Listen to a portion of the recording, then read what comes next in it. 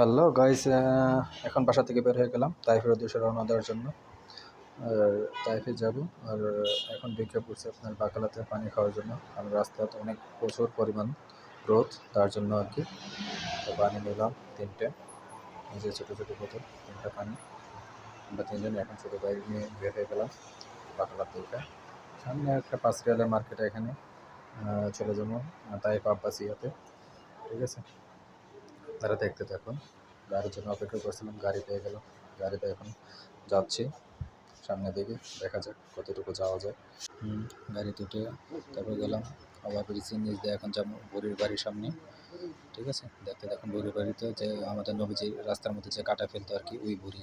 ঠিক আছে, এখানে হাজার হাজার মানুষ আসে আর কি, প্রতিদিনই অনেক মানুষ আসে দেখার জন্য বুড়ির বাড়ি কোনটা। ঠিক আছে, এই যে দেখেন অনেক মানুষ এখানে। ঠিক আছে, আমরা গাড়ির মধ্যে ছিলাম, এখান থেকে ধরলাম আপনাদেরকে দেখানোর জন্য। এটাই বুড়ির বাড়ি এরিয়া। ঠিক আছে, এই পাশে দেখেন, এই পাশে ওই মসজিদ আছে। তারপর এখানে দেখেন অনেক পাকিস্তানি ভাইয়েরা, মানে ওরা আসছে উমরা করতে, তারপর দেখতেছে আর কি। ঠিক আছে, আপনারা দেখতে থাকেন। সবাই ছবি তুলে তারপর দেখে কাছে গিয়ে দেখতে পারে, সমস্যা হয় না। ঠিক আছে, এই যে আর তাইফে বড় বড় পাহাড় আছে, সমস্যা নাই। ঠিক আছে, রাখছি গাড়ি শোরুম আর কি। আমরা যেখানে যাব আর কি, আব্বাসিয়া, তাইফ আব্বাসিয়া সবাই চিনি, যারা তাইফে থাকে তারা সবাই চিনতে পারবে।